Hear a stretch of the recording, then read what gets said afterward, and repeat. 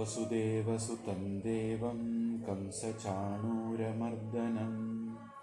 देवकी परमानन्दं कृष्णं वन्दे जगद्गुरुं मूकं करोति वाचालं पङ्गुं लङ्घयते गिरिं यत्कृपातमहं वन्दे परमानन्दमाधवम्. हरि ओम्.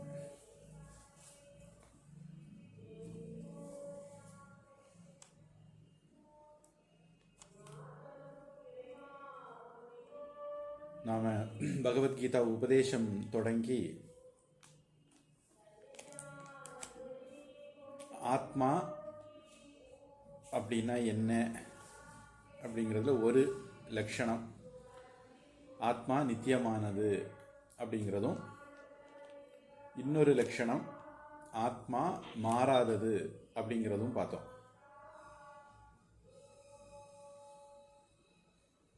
இப்போ நாம் இறங்கி இருக்கிற இந்த வேலை ஒப்பிடுறதா இருந்தால் இந்த கதையோட ஒப்பிடலாம். பொதுவாக நான் சொல்லக்கூடிய விஷயங்கள் எல்லாமே நீங்கள் நான் என்ன சொல்ல வரேங்கிறதுலாம் கவனம் கொடுக்கணும். நான் சொல்கிற ஓமைகள் கதைகள் அதில் கவனம் கொடுக்கக்கூடாது. ஒரு ஆசிரமத்தில் சிஷ்யர்கள்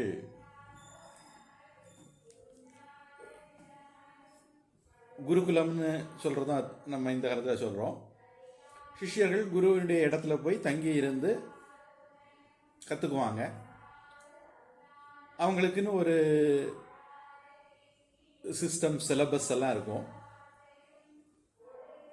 அந்த சிலபஸில் ஆசிரமத்தை கூட்டி பெருக்கிறது, ஆசிரமத்துக்கு தேவையான பொருட்களை சம்பாதிச்சு கொண்டு வர்றது, சில சமயங்களில் உணவை சம்பாதிச்சு கொண்டு வர்றது, சில சமயங்களில் சமித்துக்கள் ஹோமத்துக்கு தேவையான பொருட்களை சம்பாதிச்சு கொண்டு வர்றது, மாடு மேய்க்கிறது, விவசாயம் பண்ணுறது, வயலுக்கு தண்ணி அடைக்கிறது, இதெல்லாம் உண்டு. மகாபாரதத்திலேயே அப்படி 2-3 கதை தொடக்கத்திலேயே வருது.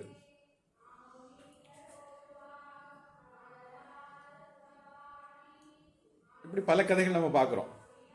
குருகுலம் அப்படின்னா இன்னைக்கு மாதிரி படிக்கிறது மட்டும் அப்படிங்கிறது இல்லை.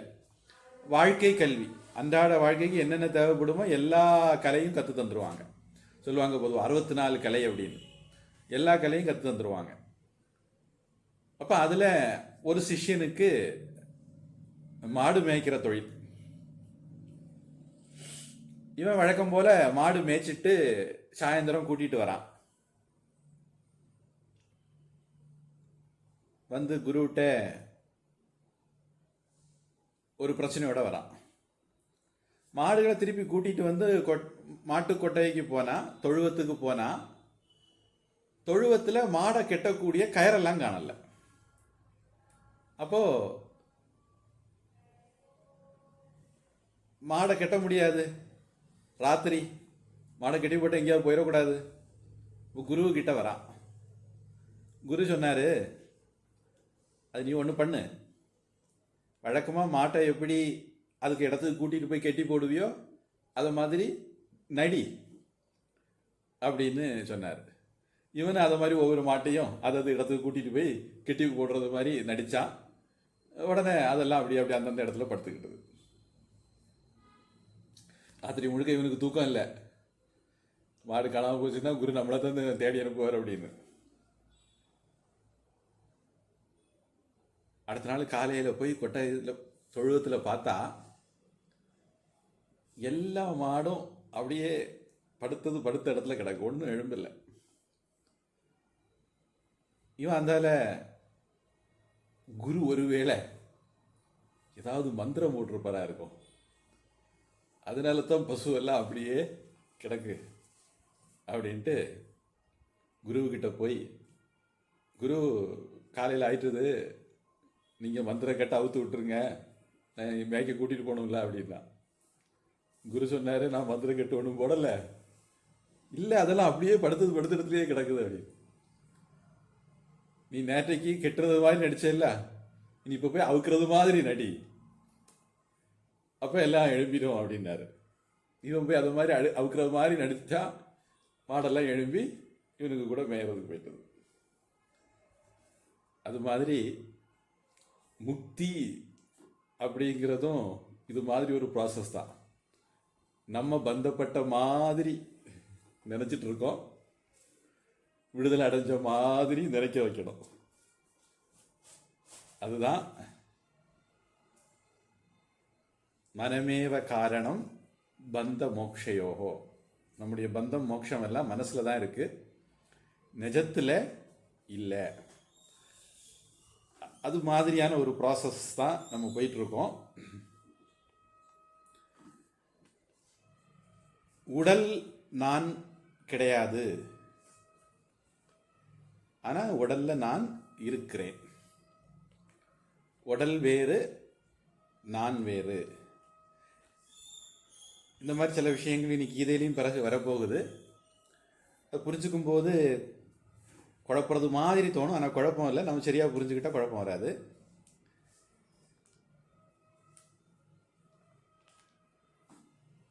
தங்கம் மாலை இல்லை, தங்கம் மோதிரம் இல்லை, தங்கம் வளையல் இல்லை. அதாவது தங்கம் வளையல் மட்டும் இல்லை, தங்கம் மோதிரம் மட்டும் இல்லை, தங்கம் மாலை மட்டும் இல்லை. ஆனால் வளையல் தங்கம்தான், மோதிரம் தங்கம்தான், மாலை தங்கம்தான். இப்படி ஒரு நுட்பமான வித்தியாசம் இருக்கிறத நம்ம கவனிக்க தவறக்கூடாது.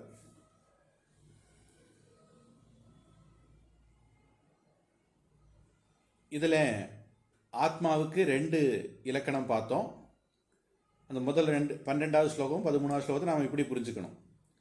எது நித்தியமானதோ அது ஆத்மா.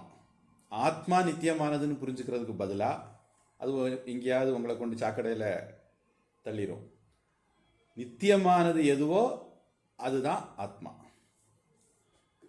மாறக்கூடிய உடல்களில் பருவங்களில் மாறாமல் இருக்கிறது எதுவோ அதான் ஆத்மா.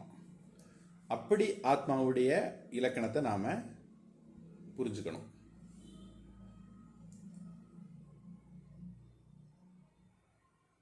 இப்போ நாம் பொதுவாக விவகாரத்தில் என்ன பண்ணுறோம்? எனக்கு தமிழ் தெரியும், எனக்கு மலையாளம் தெரியும், எனக்கு சம்ஸ்கிருதம் தெரியும், எனக்கு ஃப்ரெஞ்சு தெரியாது, எனக்கு ஜெர்மன் தெரியாது இப்படின்னு சொல்கிறோம். இது மேலோட்டமான யோசனை, திங்கிங். கொஞ்சம் ஆழமாக திங்க் பண்ணால் எனக்கு தெரியுங்கிறதும் எனக்கு தெரியும், எனக்கு தெரியாதுங்கிறதும் எனக்கு தெரியும்.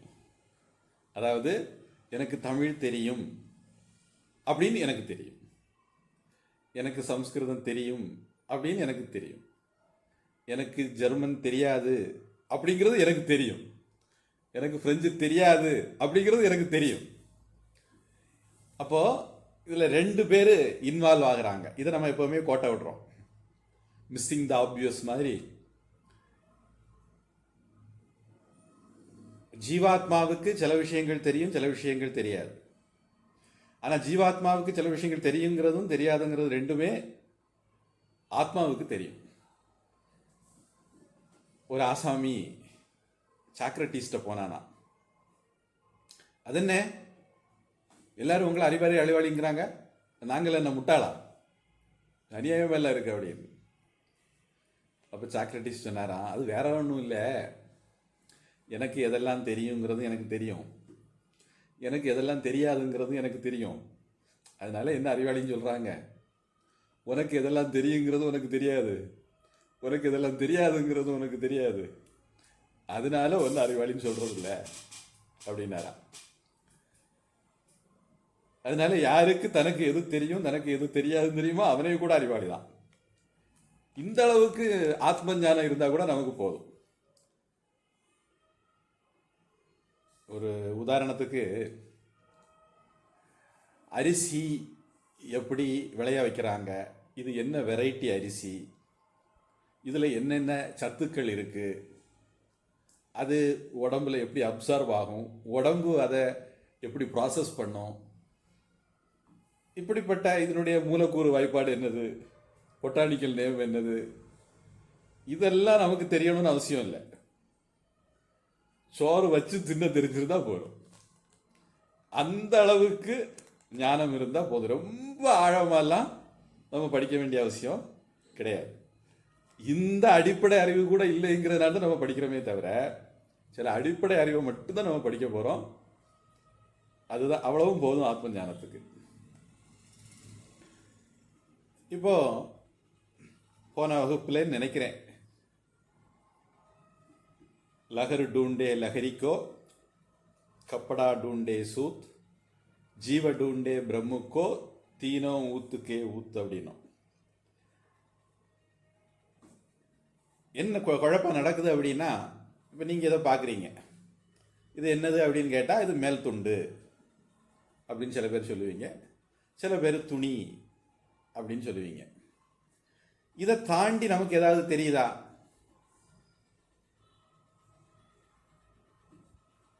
பொதுவாக தெரிகிறது இல்லை. Missing the obvious. இது பருத்தி, இது பஞ்சு, இது காட்டன் அப்படி நம்ம யாரும் பார்க்கறது இல்லை. நம்ம காட்டனை தான் பார்த்துட்டே இருக்கிறோம். நாம ரூபம்தான் நமக்கு ரெஜிஸ்டர் ஆகுதே தவிர, அதனுடைய ஆதாரம், அதனுடைய அதிஷ்டானம், அதனுடைய சத்தியத்துவம் நமக்கு ரெஜிஸ்டர் ஆகிறது இல்லை.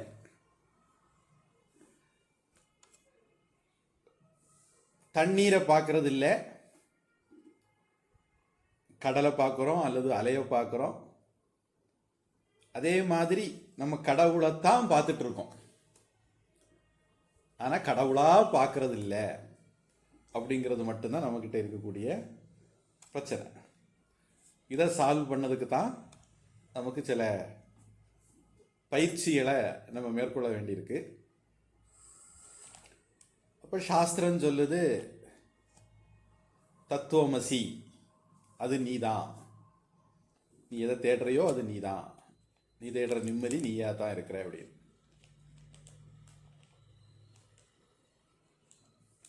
இந்த இடத்துல ஸ்ரத்தை அப்படிங்கிறது சம்பந்தமா ஒரு கேள்வி என்கிட்ட நேரடியாக வந்தது. நம்ம ஏற்கனவே ஸ்ரத்தை பற்றி கொஞ்சம் பார்த்துருக்கோம். இந்த வார்த்தையே ஸ்ரத்தையை பற்றி இன்னும் கொஞ்சம் சொல்றதுக்கு நான் உபயோகப்படுத்துவேன். தத்துவமசி அப்படின்னு சாந்தோக்கிய உபநிஷத்தில் திருப்பி திருப்பி சொல்லப்படுது.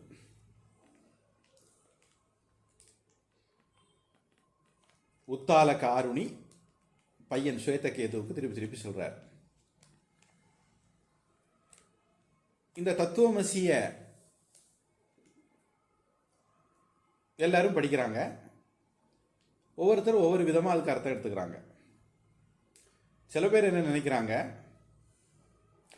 எனக்கு தெளிவாக தெரியும், நான் வேற, கடவுள் வேற, நான் வேற, உலகம் வேற, நான் வேற, நீங்க வேற, எனக்கு இதெல்லாம் தெளிவாக தெரியும். ஆனால் வேதம் சொல்லியிருக்கு. வேதம் சொன்னால் அதுக்கு நம்ம, அதாவது இது ஆஸ்திகர்கள் கதை, நாஸ்திகர்களை விட்டுருங்க, வேதத்துக்கு மேலே நம்பிக்கை உள்ளவங்க. அப்போ அதுக்கு என்ன பண்ணுறது அப்படின்னா, அது வேதம் நான் கடவுள் மாதிரி, நான் கடவுள் மாதிரி அப்படின்னு உபாசனை பண்ண சொல்லியிருக்கு, தியானம் பண்ண சொல்லியிருக்கு. இது ஒரு கோஷ்டி. இன்னொரு கோஷ்டி, யத்பாவோ தத் பவதி, நீ என்ன நினைக்கிறையோ அப்படியே ஆவாய். ஆனால் நீ கடவுள் கடவுள் கடவுள்னு நினைச்சா நீ கடவுள் ஆகிடுவ. அதுக்காக வேண்டி அப்படி நினைக்க சொல்லியிருக்கு. அதுக்கு ஒரு கதையும் இருக்கு.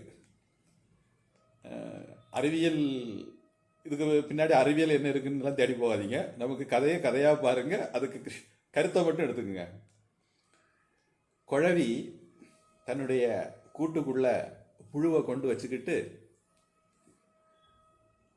அதை ஒரு கொட்டு கொடுத்து மூடி வச்சிருவான். இந்த புழு தன்னை கொட்டுன்னு அந்த குழவியே நினச்சிக்கிட்டே இருக்குமா. அப்படி நினச்சி நினச்சி அந்த புழு குழவியாக மாறிடுவான். இதே மாதிரி நம்ம கடவுள் கடவுள் கடவுள் நினைச்சா கடவுளாக மாறிடலாம். இது இன்னும் கொஞ்சம் பேர் எல்லாரும் ஸ்ரத்தா உள்ளவங்க தான்.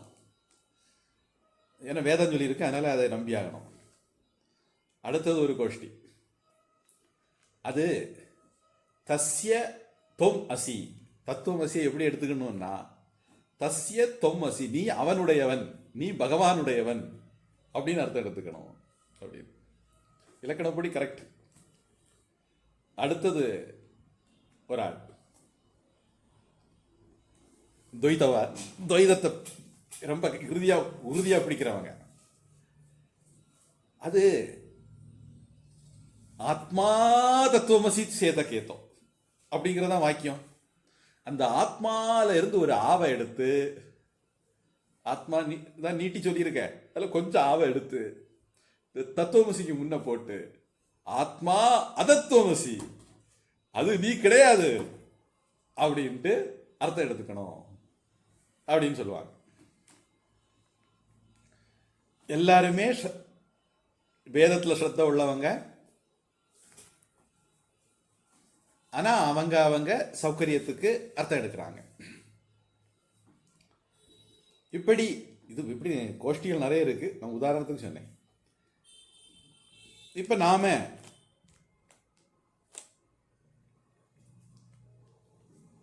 வேதம் சொல்லி இருக்கு, யுக்திக்கு சரியா வருதா?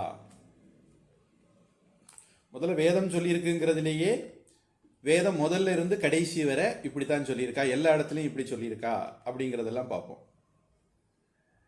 அடுத்தது அது யுக்திக்கு சரியா வருதா அப்படின்னு பார்ப்போம். எங்க ஆத்மாவை பற்றி வேதம் என்னென்ன சொல்லியிருக்கு, அந்த இதோட இதை ஒப்பிடும்போது பொருந்தி வருதா யுக்திக்கு. அடுத்தது நம்முடைய அனுபவத்துக்கும் பொருந்தி வருதா அப்படின்னு பார்ப்போம். இத்தனை விஷயங்களையும் பார்த்து நாம் ஒரு தீர்மானத்துக்கு வருவோம். அப்போ ஸ்ரத்தை அப்படிங்கிறது வேதம் சொல்லியிருக்கு, அதை எனக்கு புரிகிறது மாதிரி ஒரு அர்த்தம் எடுத்துக்கிறேன். வேதம் சொன்னது தப்புன்னு சொல்லாம எனக்கு புரிகிற மாதிரி அர்த்தம் எடுத்துக்கிறேன் அப்படிங்கிறது ஸ்ரத்தையினுடைய ஒரு கோணம். ஸ்ரத்தை இல்லாதவங்க சும்மா அது உளருது பாவம், அதுக்கு அறிவியல் தெரியல அப்படின்னு சொல்லிட்டு போயிட்டே இருப்பாங்க. இப்படி நம்ம நாட்டில் பல பேர் ஸ்ரத்தையோட இருந்ததுனால நமக்கு பல அறிவு துறைகள், துவைதம், விசிஷ்டாத்வைதம், கேவலாத்வைதம், சுத்தாத்வைத்தம், இப்படியெல்லாம் நிறைய துறைகள் ஏற்பட்டு ஒவ்வொரு துறையிலையும் பெரிய பெரிய ஜாம்பவான்கள்லாம் வந்து அவர்கள் அதற்கு பல புஸ்தகங்களெல்லாம் எழுதி, கத்தியின்றி ரத்தமின்றி யுத்தம் என்று வருகுதுன்னு சொன்னது மாதிரி வாத பிரதிவாதங்களாலேயே ஒருத்தர் ஜெயிச்சு இப்படி ஒரு அற்புதமான பரம்பரையை நாம் வச்சிருக்கிறோம். அதனால நமக்கு கருத்து வேறுபாடுகள் அப்படிங்கிறது தலையெடுக்க வேண்டிய விஷயம் இல்லை. சர்தன் சே ஜுதா தலையெடுக்கிற விஷயம் இல்லை, பேசி தீர்க்க வேண்டிய விஷயம். அமோனியம் நைட்ரேட் காரில் கொண்டு வந்து செங்கோட்டை கிட்ட வெடிக்க வைக்கணும்னு கிடையாது.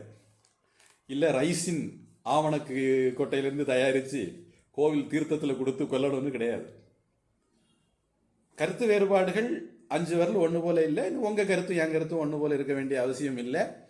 உங்களுடைய விருப்பம் என்னுடைய விருப்பம் ஒரு மாதிரி இருக்க வேண்டிய விஷயம் இல்லை. ஒவ்வொருத்தருக்கும் லோகோ பின்ன ருச்சி, உலகத்தில் ஒவ்வொருத்தருக்கும் ஒவ்வொரு விதமான டேஸ்ட். நாம் சேர்ந்து வாழ வேண்டி இருந்தால் நமக்குள்ள ஒரு எலெக்ஷன், முற்றிலும் வேறான அரசியல் கட்சிகள் கூட்டணி அமைக்கும் போது ஒரு காமன் மினிமம் புரோக்ராம் CMP அப்படி ஒன்று பண்ணுறது மாதிரி நாம் நமக்குள்ள ஒரு காமன் மினிமம் புரோக்ராம் வச்சுக்கிட்டு நிம்மதியாக வாழலாம். உலகத்தோட வயசோட ஒப்பிடும்போது நம்ம விட்டில் பூச்சி மாதிரி இன்னைக்கு பிறந்த நாளைக்கு செத்து போனோம் அப்படின்னு வாழ்ந்துட்டு இருக்கோம். அடுத்த நிமிஷம் என்ன நடக்குதோ தெரியாது. இருக்கிறனால நிம்மதியாக வாழ்ந்துட்டு போகிற வழியை பார்க்காம அடுத்தவனை கொல்றதே வாழ்க்கைன்னு கொஞ்சம் பேர் தெரிகிறாங்க. இதுக்கு காரணம் தலைச்சோறு இல்லாத காரணம் தான். நம்ம நாட்டில் தலைச்சோறு இருந்ததுனால கருத்து வேறுபாடுகள் நிறைய இருந்தாலும் பேசி தீர்த்துக்கிட்டாங்க. இப்போ அந்த பேச்சில் எனக்கு இன்னொரு விஷயம் என் கவனத்துக்கு வந்தது. அது என்னென்னா, ஸ்ரத்தை அப்படிங்கிற வார்த்தைக்கு கவனம் அப்படிங்கிற ஒரு அர்த்தமும் இருக்குது. நம்முடைய கொலோக்கியலாட்டு நாம் எப்படி ஒரு அர்த்தம் எடுக்கிறோம், கொஞ்சம் ஸ்ரத்தையோட கவனி அல்லது ஸ்ரத்தி அப்படின்னு சொன்னால் கவனி அப்படிங்கிற அர்த்தத்தில், முக்கியமாக மலையாளத்தில் அந்த அர்த்தம் அதிகம் பயன்பாட்டில் இருக்குது. அதில் இங்கே வந்து நான் அந்த ஸ்ரத்தைங்கிற வார்த்தை கவனிக்கிறது அப்படிங்கிற அர்த்தத்தில் நாம் பயன்படுத்தலை. பொதுவாக தமிழில் சொற்களுக்கு மாற்றம் அப்படின்னு ஒரு வார்த்தை இருக்குது. ஏன் அப்படின்னா, நான் ஒரு வார்த்தை சொல்கிறேன். ஆக்சுவலாக இந்த கிளாஸ் எப்போ சக்ஸஸ் ஆகும் அப்படின்னா, நான் என்ன நினச்சி ஒரு விஷயத்தை சொல்கிறேனோ அதே அர்த்தத்தில் நீங்கள் அதை புரிஞ்சுக்கிடும் போது தான் இந்த கிளாஸ் சக்ஸஸ் ஆகும். இப்போ நம்ம தொடக்கத்தில் தான் இருக்கிறோம். இப்போ நான் ஒரு அர்த்தத்தில் சொல்லிட்டு போவேன், நீங்கள் ஒரு அர்த்தத்தில் புரிஞ்சுக்குவீங்க. உங்களுடைய பின்னணி வேறு, என்னுடைய பின்னணி வேறு, நீங்கள் படித்த பாடம் வேறு, உங்களை சுற்றி இருக்கிற சூழல் வேறு, உங்களுடைய டயலெக்ட் அதாவது பேச்சு வழக்கு வேற, என்னுடைய பேச்சு வழக்கு வேற, இப்படியெல்லாம் இருக்கிறதுனால தொடக்கத்தில் சில நெருடல்கள் இருக்கும். அதனால தான் நம்ம ஒரு கேள்வி பதில் செஷன் வச்சுருக்கோம். யாருக்காவது ஏதாவது கேள்வி இருந்தால் கேட்கலாம் அப்படின்னு. அப்போ அந்த கேள்வியில் ஓரளவுக்கு கொஞ்சம் திசை மாறி போகுதா இல்லை கரெக்டாக ட்ராக்கில் போகுதாங்கிறது புரிஞ்சுக்கிறதுக்கு உதவுங்கிறதுனால. அதனால் நம்ம ரெண்டு பேருக்கு இடையில சரியான கம்யூனிகேஷன், நான் ஒரு வார்த்தையை என்ன அர்த்தத்தில் பயன்படுத்துகிறனோ அதே அர்த்தத்தில் நீங்களும் அந்த வார்த்தையை புரிஞ்சுக்கிடும் போது தான் கம்யூனிகேஷன் சரியாகும். அது காலப்போக்கில் சரியாகும். பூஜ்ய சுவாமிஜி அமெரிக்காலாம் போய் வர்றதுனால, அமெரிக்காவில் ஆசிரமம் இருக்கிறனால கொஞ்சம் அங்கெல்லாம் கிளாஸ் எடுக்கிறதுனால கொஞ்சம் அமெரிக்கன் இங்கிலீஷ் அவட்ட இருக்கும். இப்போ நமக்கு இங்கிலீஷே தெரியாது. அப்போ சாமிஜிக்கு பேச்சோட பேச்சா சில அமெரிக்கன் இங்கிலீஷ் எல்லாம் அவுத்து விடுவார். அப்போ நமக்கு புரியாது. ஒரு உதாரணத்துக்கு ஈல்டு அப்படின்னா சாமிஜி அதை பயன்படுத்துறது விட்டு கொடுக்கறது அப்படிங்கிற அர்த்தத்தில் பயன்படுத்துவாங்க. அமெரிக்காவில் ஒரு மெயின் ரோடு போயிட்டு இருக்கு. அந்த ரோட்டில் சைடில் இருந்து ஒரு ரோடு வந்து ஜாயின் ஆகுதுன்னா அங்கே ஈல்டுன்னு எழுதி போட்டிருப்பாங்களாம்.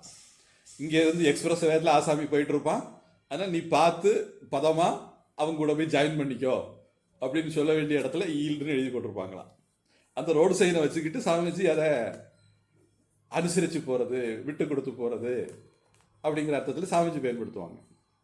அது பிறகு ஏதோ ஒரு சந்தர்ப்பத்தில் சாமிஜி இந்த கதையை சொல்லும்போது தான் புரிஞ்சுது, ஓஹோ ஈல்டுன்னா சாமிஜி இந்த அர்த்தத்தில் சொல்கிறாங்க அப்படின்னு. நமக்கு வயலில் ஈல்டு எவ்வளோ கிடச்சிது, வியாபாரத்தில் ஈல்டு எவ்வளோ கிடச்சிதுன்னு தான் நமக்கு தெரியும். அதனால் இந்த மாதிரி ஒரு இது, அதுக்கு தான் தமிழ் அழகாக மாற்றம்னு சொல்லியிருக்காங்க. எனக்கு ஒரு விதமான அர்த்தம், உங்களுக்கு மாற்றி இன்னொரு விதமான அர்த்தம், இன்னொருத்தருக்கு மாற்றி இன்னொரு விதமான அர்த்தம், ஒவ்வொருத்தருக்கும் ஒவ்வொரு அர்த்தம் தரக்கூடியது சொற்கள். அப்படிங்கிறதுனால மாற்றம்னு தமிழில் ஒரு வார்த்தை, அருமையான ஒரு வார்த்தை சொற்களுக்கு இருக்கு.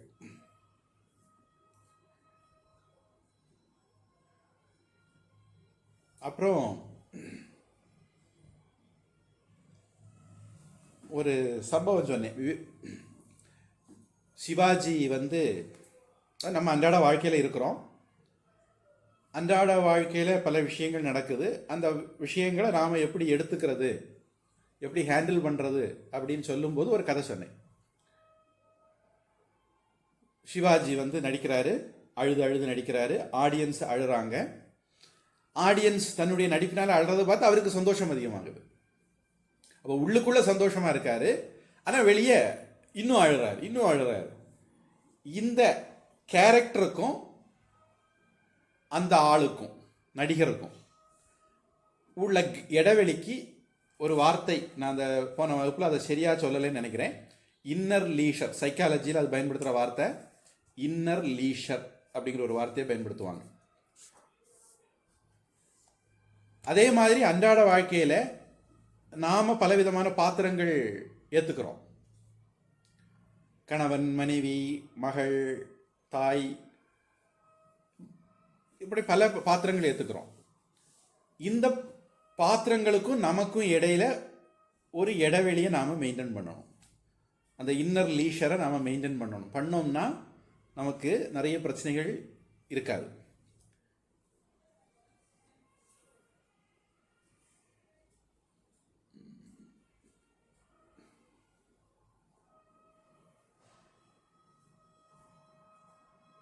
ஒரு முக்கியமான ஒரு விஷயம் வந்தது, இந்த டாப்பிக்கை முடிக்கிறதுக்குள்ளே போயிட்டுது. திருப்பி ஞாபகம் வந்தால் சொல்கிறேன்.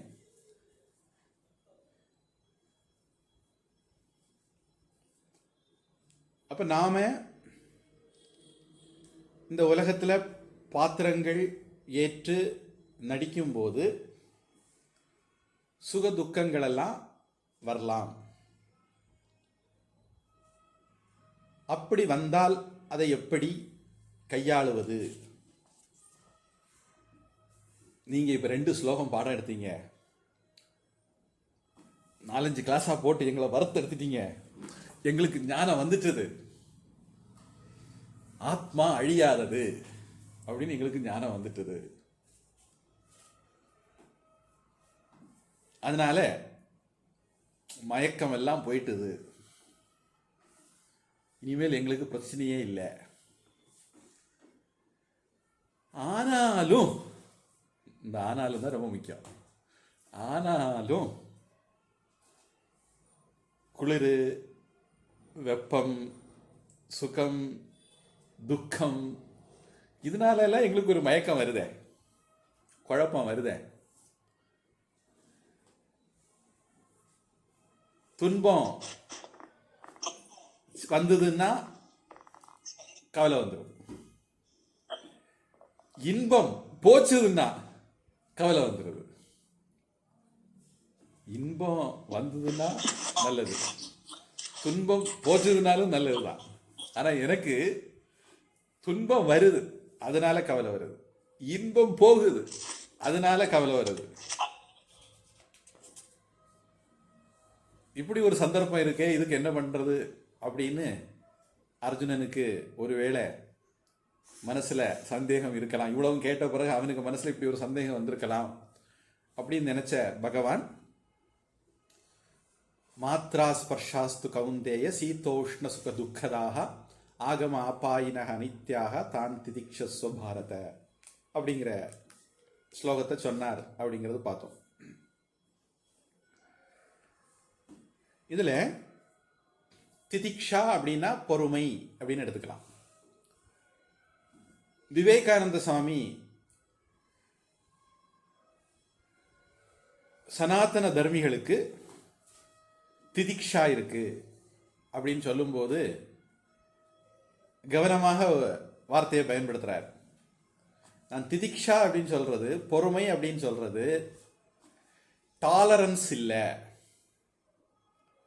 அது அக்செப்டன்ஸ் அப்படிங்கிற வார்த்தையை பயன்படுத்துறார். கொழும்பு டு அல்மோரா, நான் ஏற்கனவே உங்களுக்கு அறிமுகப்படுத்திருக்கேன் எனக்கு அந்த புத்தகத்தை, அதில் இதை சொல்றார். அதாவது பொதுவாக உலகத்தில் பல பேரும் ரொம்ப டாலரன்ஸ் உள்ளவங்க. இஸ்லாமியர்களெல்லாம் இந்தியாவில் இந்துக்களை டாலரேட் பண்ணிட்டு இருக்காங்க. வேற வழி இல்லை, நம்பரில் குறைவாக இருக்கும், அதிகாரத்தில் இல்லை. ஒருவேளை அதிகாரத்தில் வந்துட்டா, அது அவுரங்கசீப் காலத்துல எல்லாம் பார்த்தோம், ஜிசியா, நீ மதம் மாறணும், மதம் மாறாம உயிரோடு இருக்கணும்னா ஜிசியா கட்டு, வரி கட்டு. அண்மையில் கூட ஏதோ நாட்டில் இருக்குதா அல்லது யாரோ சொல்லி கேள்விப்பட்டா ஞாபகம் இல்லை. சரி, இப்போ நாம் எல்லாம் இந்துக்களா இருக்கோம் அப்படின்னா நமக்கு இந்த முற்றத்து முல்லைக்கு மனம் இல்லைங்கிற மாதிரி இந்துக்களா இருக்கிறது ஒண்ணுமே இல்லைன்னு நமக்கு தோணுது. நீங்க இந்த பின்னணியெல்லாம் யோசிச்சுக்கிட்டு இப்ப யோசிச்சு பாருங்க. நம்ம இந்துக்களா இருக்கிறோம், இதுக்கு காரணம் நம்ம அப்பா அம்மா இந்துக்களா இருக்காங்க, அவங்க அப்பா அம்மா இந்துக்களா இருந்தாங்க, அவங்க அப்பா அம்மா இந்துக்கள் இருந்தாங்க. அப்படி நம்முடைய முன்னோர்கள் இந்துக்களா இருக்கிறதுக்கு என்ன விலை கொடுத்துருக்காங்கன்னு யோசிச்சு பாருங்க. தலையே போயிருக்கலாம், அல்லது வரி கட்டி இருந்திருக்கலாம், அல்லது ஒளிச்சு வாழ்ந்திருக்கலாம். இப்படி ரிஷிகேஷ்ல ஒரு எலக்ட்ரீஷியன் இருக்கார். அவருக்கு ஏதோ பேச்சுவாக்கில் அவருடைய பின்னணி விசாரிச்ச போது, அது நான் ஆந்திராவில் இருந்தேன் அப்படின்னா. ஆந்திராவில் இருந்து இங்கேயா வந்தீங்க அப்படின்னா, அது முஸ்லீம்கள் காலத்தில் உயிருக்கு தப்பி இமயமலைக்கு நாங்கள் வந்துட்டோம், அப்புறம் இங்கேயே வாழ்ந்துட்டோம் அப்படின்னார்.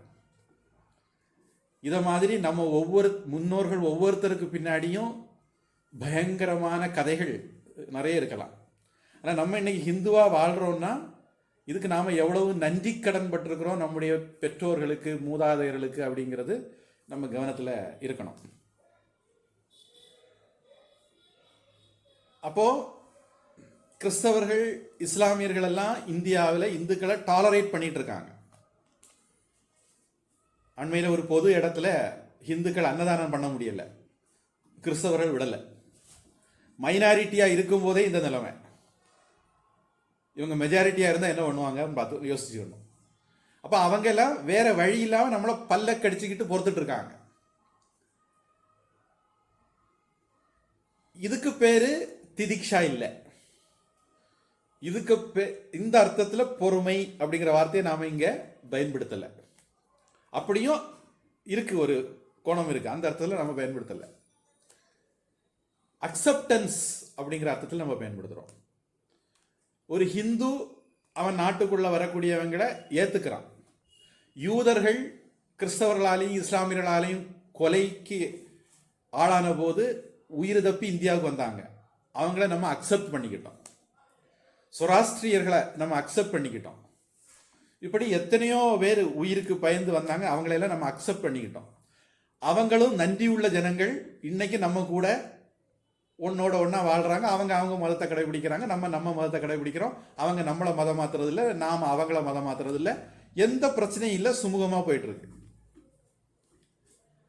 இதுக்கு பேரு அக்செப்டன்ஸ். இங்க திதிக்ஷா அப்படிங்கிறதுக்கு விவேக சூடாமணியில சங்கரர் ஒரு ஸ்லோகம் சொல்லியிருக்கார்.